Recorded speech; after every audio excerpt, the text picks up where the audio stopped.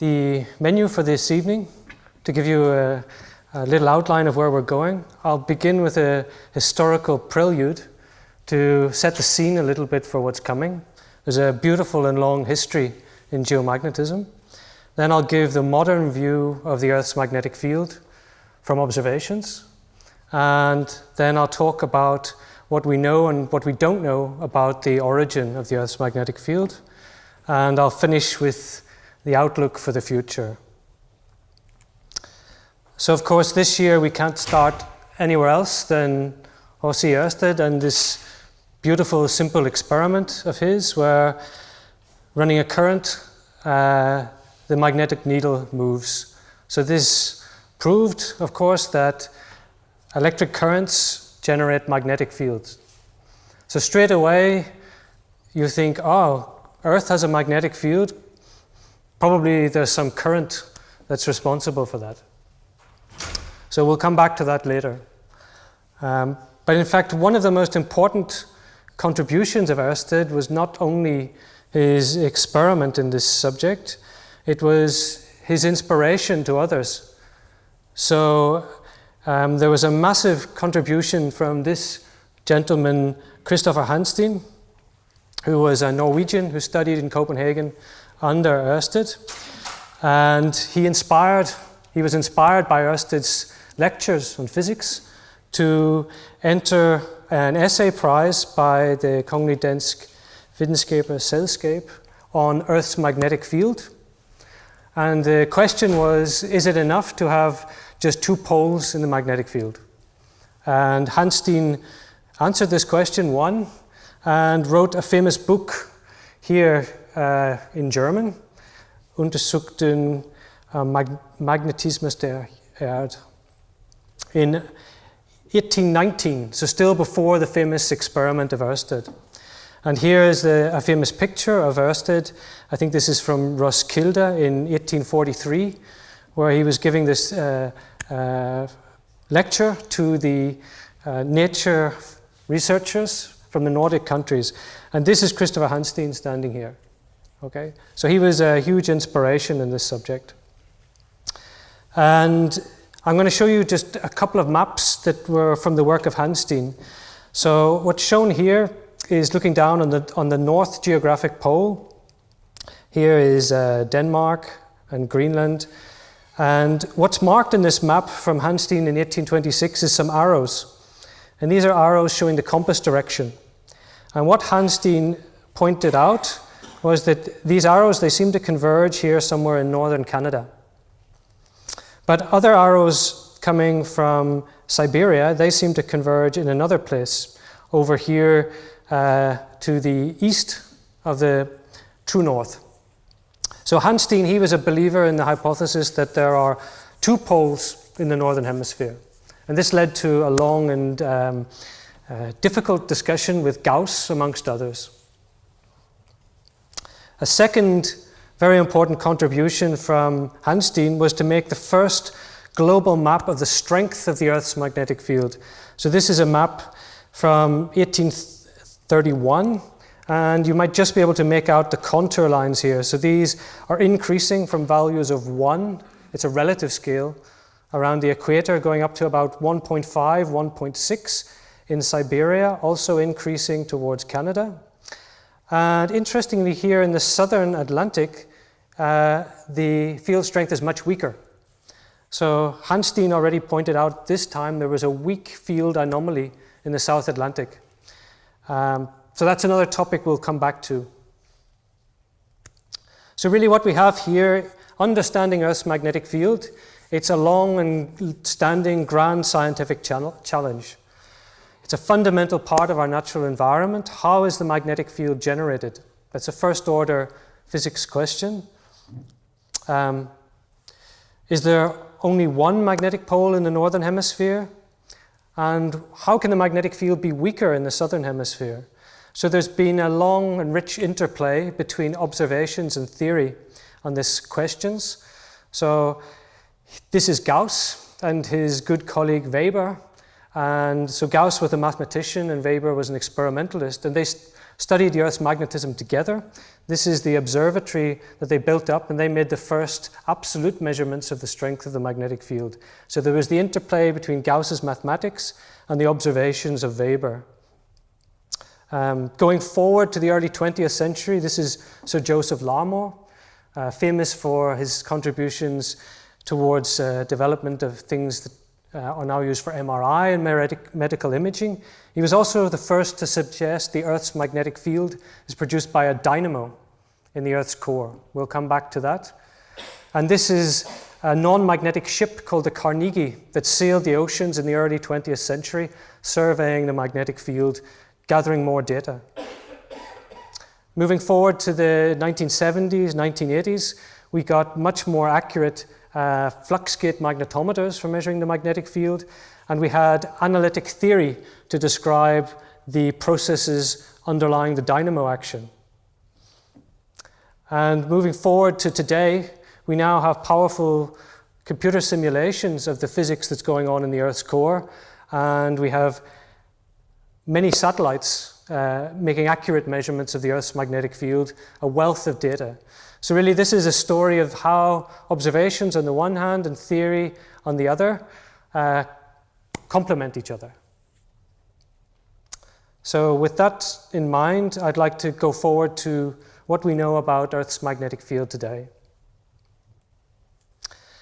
So many of you are teaching physics at different levels, and it's always a tricky question to explain exactly what a magnetic field is. I don't know how you answer this question to your students or to friends and family, but I can tell you if you say you're working on the magnetic field, you get plenty of strange looks and questions about what's that. So the way I like to think about this is the fundamental thing about the magnetic field is it's exerting a force on a moving charged particle. This is how the magnetic field is defined. So if we have here a charged particle in motion, and there's a magnetic field present, of course, you have a force, the Lorentz force, acting perpendicular. Okay? So this is the fundamental picture we have. But there are important consequences for this, because we live on an Earth, which is in the solar system, and from the sun, there are charged particles constantly streaming. This is the solar wind. And as they come close to the Earth has its own intrinsic magnetic field. So what does it do? It does what magnetic fields do. It exerts forces on the charged particles, and it controls the paths of these charged particles, steering some of them round the Earth. Some of them get trapped within the Earth's magnetic field line, forming radiation belts and current systems. Some of them travel down field lines into the polar regions, giving us the northern lights. But the way the Earth interacts with the wider solar system is fundamentally through its magnetic field. Right? And interestingly, we know the Earth has had a magnetic field for a very long time. So we have records of the magnetic field in rocks, and these tell us that we have had a magnetic field on Earth for at least 4.2 billion years. And you might want to compare that to how long we think there's been life. So we believe there's been life for about 3.75 billion years. So the entire time life has been developing on Earth, there's been a magnetic field present, providing the conditions for life to flourish. And I think it's also interesting here to note that Mars, on the other hand, does not have a strong magnetic field. And its atmosphere is been stripped and is continuously stripped away by the solar wind. So we can think about Earth's magnetic field as a fundamental protection for the planet. It's also an ever-present reference system. So you're not aware of it right now, but the Earth's magnetic field is streaming through this room, dipping down below the horizontal at about 70 degrees. And it's providing, although you're not aware of it, a natural reference system. Right? So this can be used for orientation if you can measure the full vector magnetic field. And if you know the difference between the magnetic direction and some absolute reference direction, for example, the geographic coordinate system. So to use the magnetic field, you need two things. You need to be able to measure it, and you need to have knowledge of how the magnetic field is varying in space and in time. And it's well established that the magnetic field has been exploited and is exploited by a wide range of animals. So it's interesting to note that there's a magnetic sense in all major groups of vertebrate animals. So you may wonder, what about us? Are we immune from this or different? Are we really different from the animals? Well, experiments suggest that we're not, in fact. So this is Joe Kersvink from Caltech, and he's been carrying out a series of very impressive repeatable experiments which show that human neurons fire when a magnetic field, a synthetic magnetic field, is rotated. And he would argue that this is a vestige of some kind of primal sense that many animals have, but that we're no longer consciously aware of. So, of course, humans do what humans do. They build tools. So instead of relying on some natural sense, we build magnetometers to measure the magnetic field. And we use this to make use of this magnetic environment we have to have orientation information. And this is the basis for a wide range of technologies. Probably the one that you're all carrying in your pocket is the smartphone.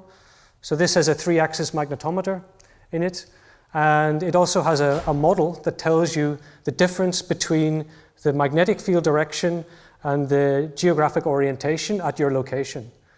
And that's a model that has to be derived from observations. So the magnetic field is used today, although we don't use old-fashioned compasses like Ørsteds did so much. We do still use digital compasses in many, many devices. So there are billions of users of the magnetic field. And so how do we go about measuring the magnetic field? So the fundamental aspect is that it's a vector. So if you want to characterize a vector, of course, you need either to measure 3 components. So you can measure downward, northward, and eastward components of the field, or you can measure the strength of the field, the intensity, and 2 angles to define it. The what we call the magnetic declination, or misvisning in Danish. So this is the difference between north and the magnetic vector in the horizontal plane. So that's the one you need to correct your compass with. And then you should also be measuring this inclination, which is the dip below the horizontal. So I'm going to talk about magnetic poles a bit, and this can lead to confusion.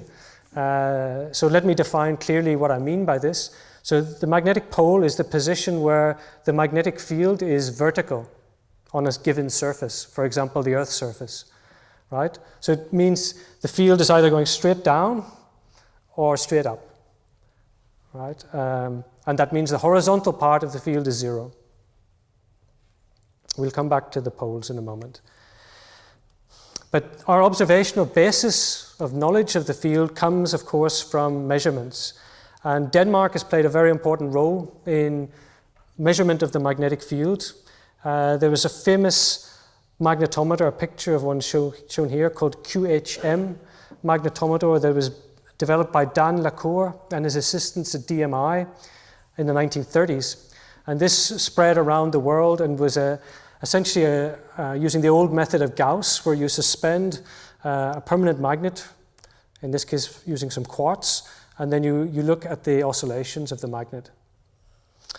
So this was a fine instrument, but tricky to use. So the modern instruments that are used all over the world are what's called fluxgate magnetometers. So this is a picture of how the fluxgate magnetometer looks in an observatory, and here's an example sitting here. So we have 3 coils that are in perpendicular directions to measure the 3 components of the field.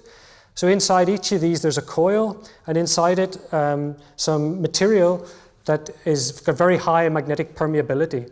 So it's very easily driven to magnetic saturation. And what happens is you have an alternating current going through the coil, and that drives the magnetization inside these little cores in one direction, and then the current changes direction, back the other direction. And because of the Earth's magnetic field, this gives a bias in which direction it's easier to reach saturation. So this is the concept of how these flux gates, as they're called, measure the magnetic field. And we do it in 3 directions. And all this is set, this is marble, right? So it's very, very stable with regard to temperature. It's really important these things are strictly orthogonal. And any movements, we don't want to misinterpret that as a geophysical signal. So it's set in marble with very stable temperature properties. So this is built even today at DTU, and the development continues of these instruments. And when we measure the magnetic field at a certain location, what we find is that the field is, of course, not steady. It's changing in time. So this is a time series showing on the y-axis the magnetic declination, this misvisning, the angle between the magnetic direction and the true north as a function of time. And because of the interest of understanding the magnetic field for navigation, we have measurements going almost 400 years into the past. And here in Copenhagen, there's one of the longest time series for this. And plotting as a function of time this magnetic declination, we see that for the first 150 years, the declination became negative. So that meant that the magnetic vector was going west of the true north. And then around 1800, it changed and went back. And since then, it's been going upward again. It went through 0, about 10 years ago. So at that time, everyone thinks in Denmark, magnetic north and true north, it's the same, right? But in 1800, if you did that, you got the calculation very wrong, 15 degrees out, okay? So the magnetic field changes on timescales of centuries and also on decades and years. And so these type of measurements today are also taking place in more remote places. So this is a station that I visited last summer in Greenland, in Qaqortoq and Diskouen. So there's been continuous measurements made in this location since 1826, when the station was set up by DMI. And the observatory consists of several houses, one house for electronics, another where people make absolute calibration measurements, another where this variometer sits and runs continuously measuring the field. So these are the fundamental gold standard of the knowledge that we have. And this is the global network of stations, many of which are using Danish instruments. So you might think, we're doing pretty well here. Look at this nice global coverage, but it's biased. It's all these rich countries in Europe and North America and increasingly in Asia have stations. There's many fewer in Africa, and they typically are not running for as long because of political instabilities. Also South America, much fewer stations. And of course, we can't easily set magnetometers in the oceans. So we have a planetary scale magnetic field, and we have these observations from observatories. So how do we then get to a global picture? So the answer is we go up to space and we look at satellite data.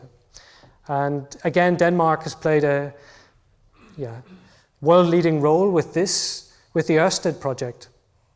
So as you all, I know, are very well aware, the Ørsteds satellite was launched in 1999, and we collected the last data in 2013. And it's up at an altitude of about, between 650 and 850 kilometers. And it carried, crucially, a vector magnetometer and a star tracker for looking at the stars, for giving the vector its orientation. And there was also an instrument for measuring the strength of the field, the scalar field at the end of this long boom on the satellite to keep it away from electronic noise on the satellite. So we got a little more than a decade of data from Ørsted, but we've been fortunate since then to have a series of 3 satellites launched by the European Space Agency called SWARM. So this is how one of the SWARM satellite looks. So this SWARM mission was really proposed and brought to fruition by Eigil Friis Christensen, who played a huge role in this field. And today, the mission with SWARM is really led by Niels Olsen at DTU Space. So here, again, we have a boom away from the body of the satellite. We have a vector magnetometer sitting here, and now 3 star trackers. One star tracker was good, but it can get blinded by if you're looking at the sun or maybe at the moon. But with 3, you're never blinded. Okay? And now we have 3 satellites, 2 flying very close beside each other, so we can get gradients in the magnetic field, and another at a different inclined orbit that allows us to get coverage from a different local time. So these satellites are currently between 450 and 500 kilometers. You'd see there just at the end, there's the other 2 flying in the background. And this is the instrument, this crucial vector magnetometer. So now again, we have a flux gate magnetometer, but miniaturized into this thing that looks a bit like a baseball, and you have 3 coils perpendicular all around, wind around the baseball. And this is attached using a rigid optical bench to star trackers. So this system was developed by John Johansson and Fritz Primdale, Jose Moreo, Peter Bauer, and others at DTU. And it's a fantastic instrument. We get measurements down to 0.3 nanoteslas absolute accuracy. That should be compared to the strength of the Earth's magnetic field, which is 50,000 nanotesla. So we have fantastic data, thanks to a lot of the efforts of people in Denmark. So what do we get from this? So this is one day of intensity field measurements from one of the SWARM satellites. And so what you're seeing here is the orbits of the satellite, and the color is telling you the field strength, its intensity. So red is when the field is strong, up towards 50,000 nanoteslas. Blue is when it's weak. And you see here in the South Atlantic, the field is weaker. This is the thing that Hanstein was pointing out in his map in 1830. So we see it, this thing is still present, and in fact it looks bigger than in Hanstein's time. Right, so now I'm coming back to showing you some results. So we've talked about how you measure the field. What do we find out in terms of the field structure and how it's changing? So what I'm going to talk about now is this magnetic pole. So this is the magnetic pole in the northern hemisphere. So in English, I would call that the North Magnetic Pole because it's in the north. But it's not the magnetic North Pole in the sense of a simple bar magnet. Simple bar magnet, the field lines come out of the south, and it's the opposite to what you would expect. The magnetic North Pole is actually in the southern hemisphere, so you have to take care with this. But this is the magnetic pole in the northern hemisphere where the field is going vertically downward. And what's shown here in blue is the compass direction. Okay, so here in Denmark, this is the direction your compass would take. And if you follow this, this is following the horizontal part of the magnetic vector, and you'll see that eventually it converges and goes into the pole. And it has a very special structure because it's linear between Canada and Siberia. And if we see how this changes with time, over the 20 years where we really have good data from Ørsted and now from SWARM, we'll see that the pole position has moved rather inexorably from North America over towards Siberia. So, I mean, given that this is a planetary scale property, it's changing rather fast, certainly compared to things in the solid Earth. it's changing fast. This thing has a speed of about 50 kilometers per year at the moment. So we'll come back to why that might be. But next I'd like to show you a similar animation, but now showing the strength of the magnetic field. So blue here is where the field is weak. So this is this South Atlantic weak field region I mentioned before. And red is where it is strong. And the white dot is again the pole position. So you should notice a couple of things here. One is this weak field region is growing. And just towards the end here, we'll see that there's a secondary minima has recently developed southwest of Africa. So there's something to be understood here. Why is this changing? Second thing is if you look at the northern hemisphere, so there are two strong regions where the magnetic field is strong, one over Canada and one over Siberia. And at the same time the pole is moving, this field concentration over Canada has decreased in strength. So magnetic field strength, this is really magnetic flux density. It means that the concentration of the magnetic field is at the Earth's surface is decreasing. And essentially the pole, so this is affecting the whole geometry of the field, right? And as the field over Canada is decreasing, the pole position moves over to where the field strength is strongest over Siberia. Okay. So this is from observation. So we take all these satellite observations, observatory observations, and we derive global models from that, and then this is the result. And this is a movie showing you the consequences of this weak field region in the South Atlantic. So the dots here are electronic upsets that we find on board the swarm satellites, but any satellite in low Earth orbit experiences the same thing. When things are flying through the South Atlantic anomaly, there is more energetic charged particles coming down to low Earth orbit, and these are impacting the electronics, and then there's some probability of failure and a glitch. Right? So this South Atlantic region is of great interest to those putting up lots of satellites in low Earth orbit. And you might be aware that there are some people who are putting up a lot of satellites at the moment. Right? There are a lot of satellites that have been launched in the last year, and they're going into similar altitudes that swarm's at. So we would like to better understand this weak field region. Okay. So that was the observational side of things. That's the view we have both of the direction of the magnetic field and its strength up to now. So now I'd like to come to the physics, which is the origin of the Earth's magnetism. And to understand the origin of Earth's magnetism, we have to look below Earth's surface into the Earth. So one thing that we can tell from these global models, in fact from the mathematics of Gauss, Gauss's analysis in terms of spherical harmonic solutions to Laplace's equation demonstrates that most of the Earth's magnetic field is internal. Okay? And in fact we can show more that it has to have a very deep origin because the spectrum of the magnetic variations, spatial spectrum, falls off very steeply. This indicates a deep origin. So we know somewhere deep in the Earth, there has to be something generating the Earth's magnetic field. So what could it be? So the first idea people had back in the time of Hanstein and earlier Edmund Halley, William Gilbert, these were people who believed the whole Earth was a magnet, right? A permanent magnet. And that maybe there were several of these permanent magnets moving somehow in the Earth.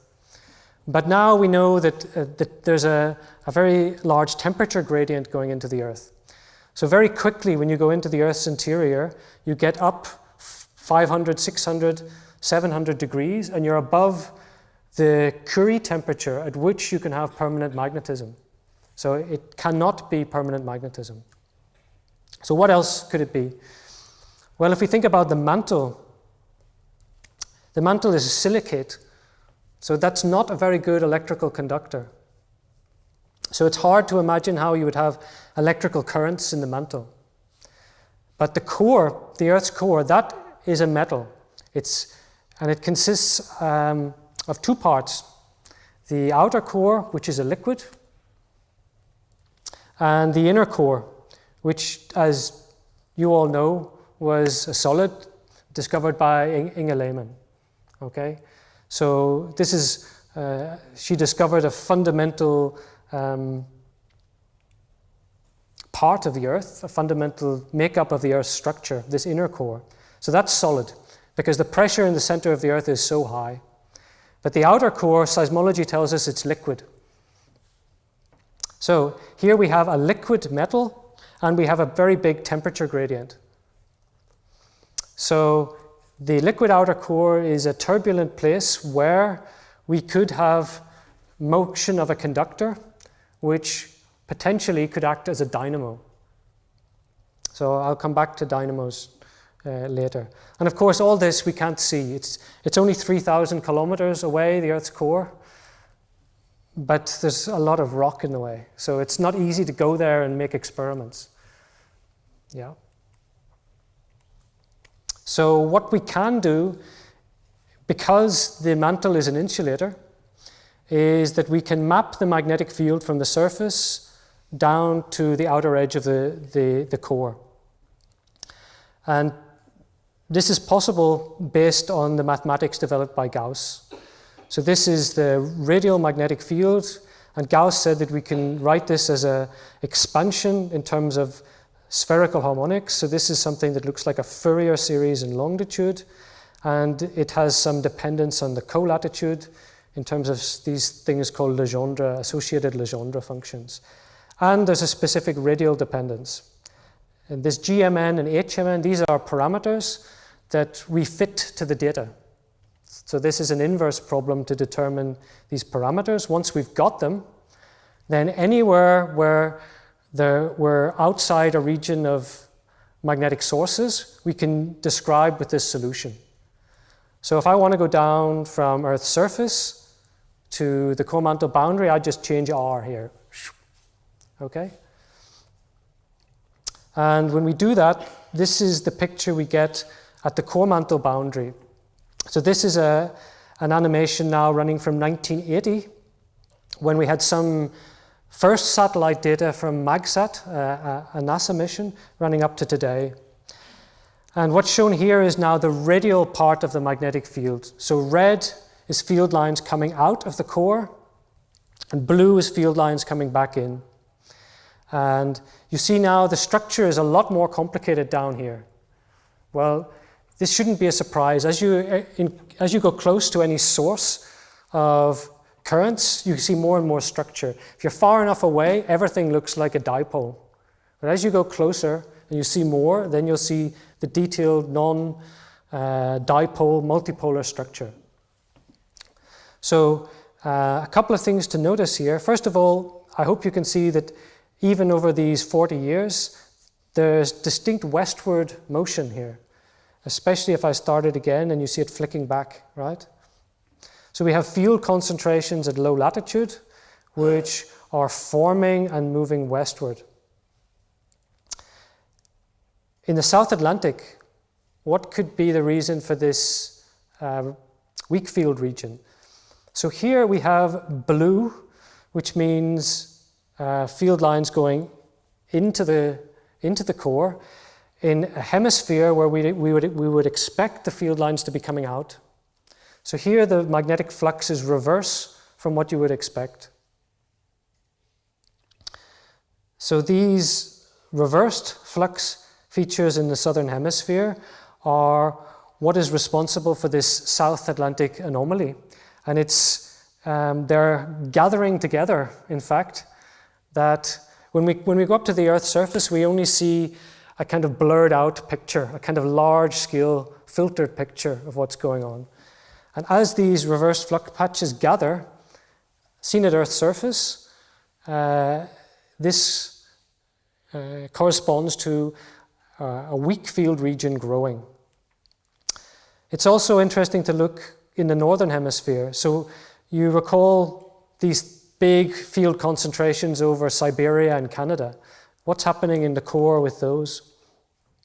So here's the big field concentration over Siberia. And over here, it's what we have at the core mantle boundary responsible for the Canadian flux patch. You see here, it starts in 1980, rather large scale, similar in a way to the Canadian patch. But over these 40 years, it splits into two. It gets stretched out. And then when you go up to the Earth's surface, because you don't see so much of the small scales, it looks like this thing has decreased in amplitude. So the reason for this decrease over Canada is this stretching of this flux patch at the core mantle boundary. And that's the fundamental reason why the pole in the northern hemisphere is moving. Okay, so that process needs to be understood. And I should say that this type of map was, looking at this, it was pioneered by Torben Riisbo, whom some of you may know. And Torben was looking at maps like this with MagSat data already in the early 1980s. And these are very powerful ways to understand what's going on. This slide just reiterates what's going on with the weak field anomaly. So this black is showing a region, the largest part of this weak field anomaly. And the next panel, this shows where on the core mantle boundary is the field that is contributing to this. So this is a kind of sensitivity for the radial field at the core surface for giving rise to the field intensity at the Earth's surface.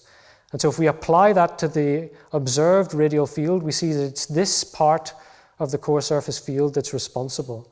And in particular, this reversed flux feature is crucial. Okay, so one last piece of information that we can get from observations. So if we take Maxwell's equations describing electromagnetism, and if we are looking at slow changes, these are relatively slow changes, years, right? And that means we can neglect the displacement current, Maxwell's displacement current, and in that case we can take the remaining Maxwell's equations, Gauss's law, Faraday's law of induction, and when we combine them, we get a single vector equation for the magnetic field, which tells us that the time change of the field is given by V here is the velocity of the moving conductor. And B is again the magnetic field, and this is ohmic dissipation, diffusion from the finite conductivity. Now this, because the liquid core is a very good electrical conductor, on short timescales this term is not so important. So largely when we see the magnetic field changing at the core surface, we're seeing the action of the moving conductor in the liquid outer core. So that means we can, it's again an inverse problem, so we can take the observations we have of the field changes and the field itself, and then find out what fluid velocity reproduces that. And this is a map of the fluid velocity shown here. So what you see here, the color is now the speed at the top of the core. So this is going up to 25 kilometers per year. So you might think, well, yeah, that's not super fast, right? So to give you something to compare with, if you have a fast snail, it's going at about 1 to 5 kilometers per year, right? So this thing, it's rather slow, but compared to the speed other things in the Earth are moving, like tectonic plates, this is fast. And what we have is movement of the fluid from high latitude to low latitude and then westward. So we get bulk westward flow. That was what was pushing these flux patches westward you saw in the previous movie. And then a return back to high latitude. So we have a large, in fact this is an anticyclone. A bit like you have patterns of weather in the ocean and the atmosphere, we have big circulation in the core. And that's driving much of this change. And especially this part of the gyre over North America, that has changed over the past 20 years. And we think it's the change of this part of the gyre that's responsible for the stretching out of this flux patch over North America and then the movement of the pole.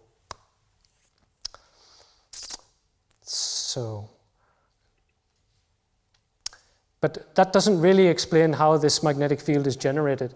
So I'd like to go back to a more simple picture of what is a dynamo and what is how could we imagine a process in the Earth's core that could be acting as a dynamo.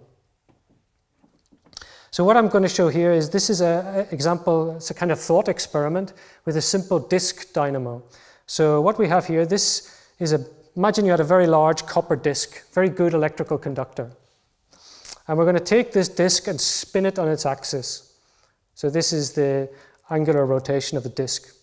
And there's a magnetic field present, right? This B0. So what happens then if you spin the disk?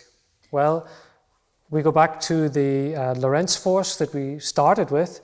And what this is going to do is it's going to push the positive charges out towards the rim of the disk, the negative charges towards the axis.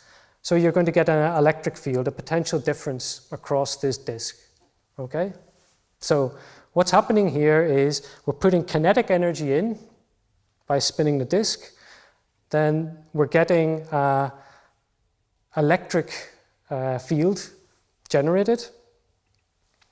And then, of course, we could take a wire and connect it between the axis of the disk and the rim of the disk. And if we put a bulb in and we turn the disk, it would light. Okay, so this is dynamo action, right? You're taking kinetic energy, you're generating a current. Okay, I think you all know this. But so now comes the interesting part. So imagine you could do whatever you want with this wire.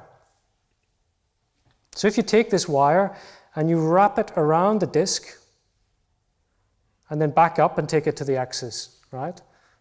So I've now made a loop around the disk, and now I turn the disk, right? So that then is going to generate. So you make the electric field, you make the current, and then you make, thanks to Ørsted, a magnetic field, right? But this magnetic field now looks very similar to the initial magnetic field. So I can in fact turn off the initial magnetic field, and as long as I keep turning the disk and keep putting kinetic energy in, I will keep generating a magnetic field. Okay, so that's what we call self-exciting dynamo action. So you need a magnetic field to start with, to get it going. So what about the Earth? So we have motions of electrical conductor in the outer core, driven by the convection due to the temperature gradient there. And fortunately, in the universe, there are always plenty of magnetic fields, right? So for example, from the sun. So it's definitely easy to imagine there being an initial magnetic field which could have a rather random orientation. And then if you have a very efficient dynamo action, once it gets going, it's just going to keep going. So this was the basic idea of Larmor in 1919, this self-exciting dynamo. So today, the picture we have is, so this is a cartoon from the 1980s, right? So what we have is that we have temperature gradients between the center of the Earth and the core mantle boundary. Okay, so the Earth wants to cool down.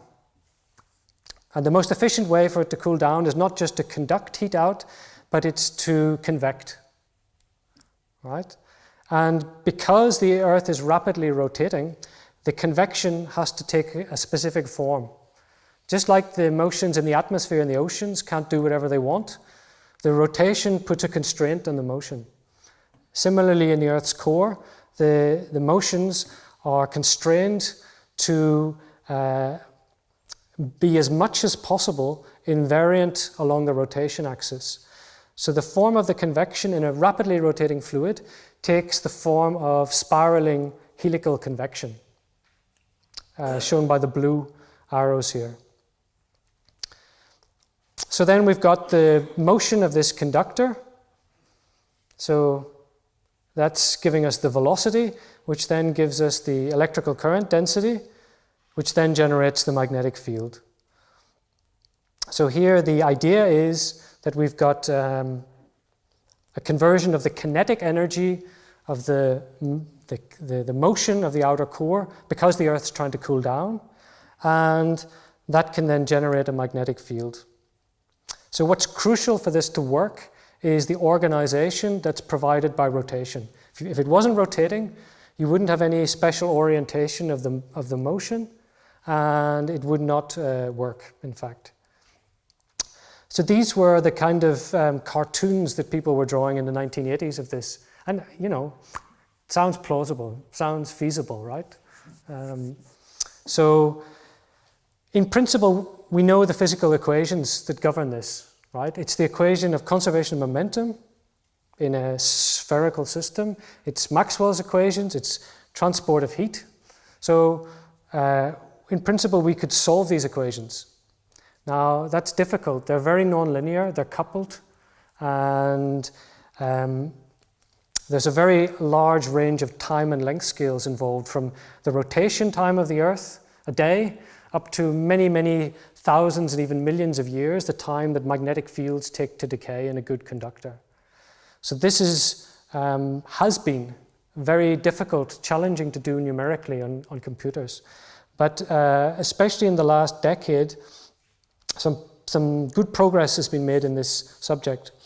So this now is an animation from some of the latest numerical calculations of dynamo generation in the Earth's core. So what's shown here, the purple and green colors are the radial field at the outer edge of the core, similar to the movie I showed you a few slides ago. And then we can also now, in the simulations, go within the core and see what's going on. So here you see that there's turbulent convection. If you look here, this is the equatorial plane. And this is, in fact, the magnetic field that's being shown in this particular movie. So you see it's not simple, but importantly, this generates, so this is a proof, a numerical proof, that you can generate a dynamo by rotating convection. And it produces magnetic fields that are dipolar. So it's predominantly here purple in one hemisphere and green in the other. So this gives you the dipole that you're looking for. And it also produces movements of the flux patches. It produces patterns of field change rather similar to what we see in the observations. So, of course, it's not perfect. There's assumptions are made in these numerical models, and they're still not at the regime of the Earth's core. But this is more than a cartoon now, right? So I think this explanation, it has some explanatory power, and it deserves to be taken seriously. Okay, so I'm coming to the end now. So let me try to sum up what I think, what we've learned about Earth's magnetic field. So I'd like to reiterate, it's really a fundamental part of the Earth's environment. Just because we're not aware of it all the time, it's present, and it's providing the conditions for life to flourish. When we look at the observations, we see the field, it's not steady, it's highly dynamic, and it's changing on timescales, even from years. With 20 years of satellite data, we can really see in detail the evolution of the field. And we've seen a recent motion of the magnetic pole in the northern hemisphere that's due, I think, to this rebalancing between Canada and Siberia. So this field strength over Canada decreasing, and then the whole geometry of the field has been shifted over towards Siberia. We've seen there's a weak field region, and this is caused by reversed flux at the core mantle boundary. And numerical models are lending weight to the idea that convection in the outer core is feasible, and it explains the main observed features of the geomagnetic field. So I'd like to finish first of all by saying that it continues to be relevant, I think, to study the Earth's magnetic field. It's fundamentally protecting the planet. I think it's worth understanding. It's a part of all the modern navigation systems. So in terms of a job, I mean, we need to build these models of the magnetic field to define its geometry for everyone to use in their devices. And I think the next decade, I think, is exciting here because we're getting longer and longer time series with the satellite data, and we now have more and more satellites. So we've learned also how to calibrate some of the data from other satellites that are up in orbit, in addition to the very sensitive satellites we already have. So we're getting more and more data.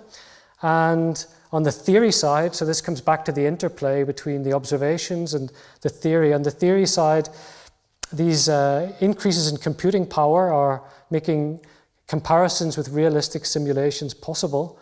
And with the realistic simulations, theoreticians are getting new ideas about how to develop reduced models that can better explain the fundamental physics. So I think there's much that is still to be discovered regarding Earth's core.